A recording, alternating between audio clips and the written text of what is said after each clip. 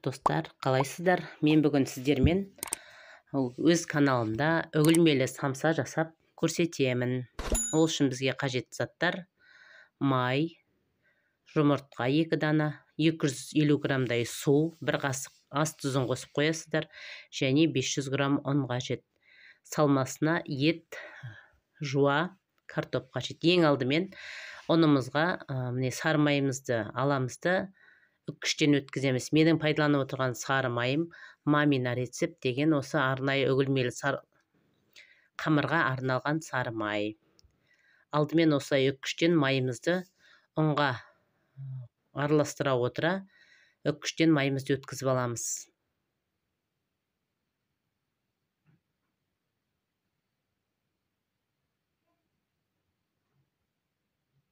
Мінекей, үккіштен өткізіп алдық. Енді осы барлық майды ұнға араластырып біркелкі жасап аламыз да, одан кейін жаңағы 2 жұмыртқамыздың біреуінің ағын, ал біреуінің толықтай қосамыз, сарысын самсаның бетіне жағып алып қаламыз да, осылай суымызды құя отырып қамыр илейміз. Бұл жерде су жылы болу қажет емес, кәдімгі бөлме температурасындағы суға 1 ас қасық тұзды ерітіп дайындап аласыздар. Жұмсақ етіп қамыр илеп аласыздар. Сол қамырдан самса жасайтын боламыз. Самсаның қамыры өте нәзік, әдемі болады. Жасап көріңіздер. Міне енді дайын етімді алып ұсақтап, көбектеп турап жатырмын. Жалпы мен етті самсаға турап жасаған жақсы көремін. Егер өздеріңіз жылдамдатып жаңағы жасаймыз десеңіздер, дайын фаршталып та жасауларыңызға болады. Бірақ сіздерге айтар кеңесім, қолдан турап жасасаңыздар, самсаңыздың дәмі мүлде басқаша болады. Осылай етімізді көбектеп, ұсақтап, турап алып дайындап қоямыз. Мінекей. Міндетті түрде еттеріңізге бірге май қосыңыздар. Май жақсы. Дәмі де басқаша болады. Май қосқаннан кейін еттің кішкене самсаның ішіндегі. Одан кейін осы 2 бас жуамызды осылай көбектеп, етті қалай турадық, солай турап аламыз. Жалпы самсаға жуаның мол болған жақсы, өйткені ішінде сөлі жақсы болады. Піскен кезде дәмі де өзгеше болады.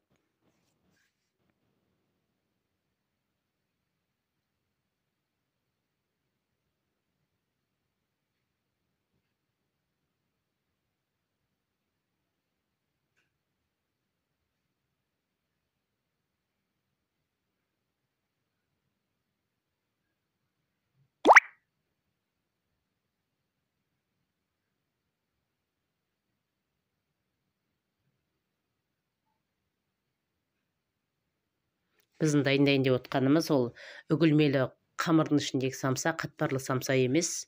Сондықтан жаңағы мен жасаған, көрсеткен осы каналымдағы қамырмен жасасаңыздар өте керемет болып шығады. Міне жуамызды турап алдық. Етімізге, туралған етімізге қосып қоямыз осылай.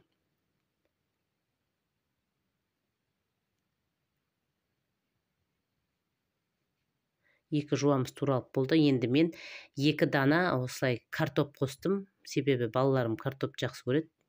Енді оны картоп қосу міндетті емес. Қосқыларыңыз келмесе, қоспай-ақ қойыңыздар. Мен өзім балаларым жақсы көргендіктен осы картопты қосып отырмын.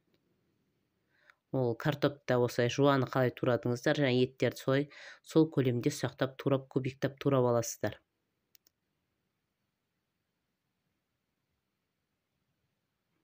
Міне барлығын турап болған соң мен азғантай ғана тұз септім, себебі етім тұздалған.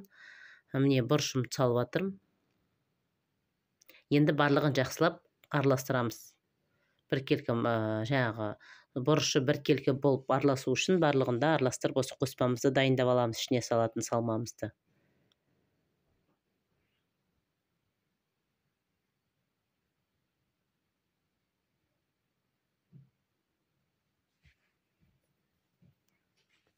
Әбден жақсылап араластырыңыздар. Бір жағы жаңағы көбірек араластырсаңыздар, жуасы да жұмсарып, адам қолы езгеннен жұмыс жасауға ыңғайлы болып қалады. Енді жаңағы илеп қойған қамырымызды алып, осындай мен қазір 3 түрлі самсаның түрін жасап көрсетемін сіздерге. Мынау бірінші жасап отқаным бұл тюльпан самса. Бір-екеуін жасап көрсетейін. Сіздер де жасап көріңіздер. Жасалу жолы өте оңай.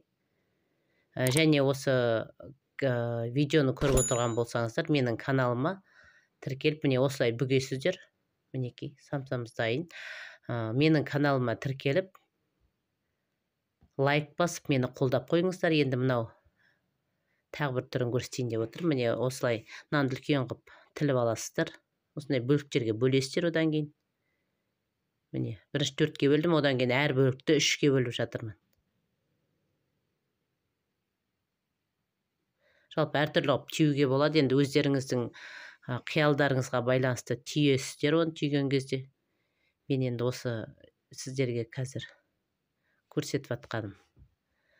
Менен бір идея болсын деп атырмын.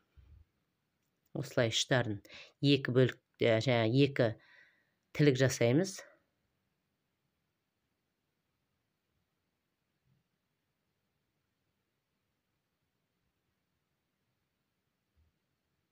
Мінекей, енді салмамызды барлығына бірдей салмамызды салып шығамыз.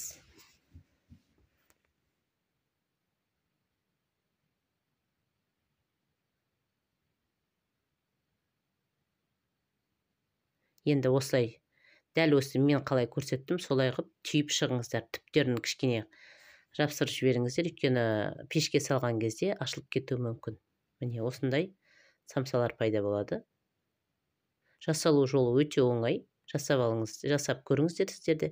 Сіздердің де жанұяларыңызға ұнайды деп ойлаймын. Мінекей, 3 түрлі қылып жасаған самсам осы. Мынау ай тәріздес. Енді осылардың барлығына жаңағы жұмыртқаның әуелде қамыр жасаған кезде жұмыртқаның бір сарысын алып қалғам, соны осы самсаның бетіне барлық жеріне жеткізіп, әдемілеп осылай жағып шығыңыздар.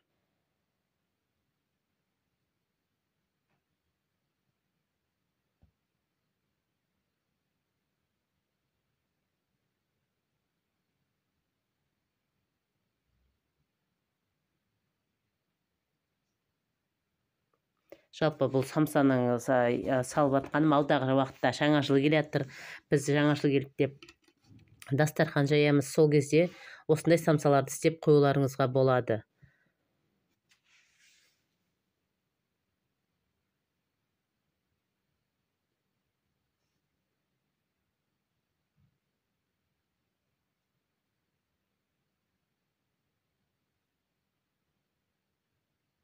Барлық жеріне жеткізіп жағыңыздар жұмыртқаны. Сонда піскен кезде самсаларыңыздың беті өте әдемі, ерекше болып тұрады. Барлық жеріне бірдей жеткізіп жаққандан кейін. Жалпы қазір бұл самсалардың ішіне міне одан кейін күнжітімді сеуіп қойдым. Макта себулеріңізге болады, болмаса сеппей ақ та қоюларыңызға болады. Енді өздеріңіздің қалауларыңыз білсін ол жөнінде. Осылай жарты сағатқа қойып пісіріп аламыз. Міне самсамыз пісті, дайын. Енді самсамен ыстық шай ішуге болады.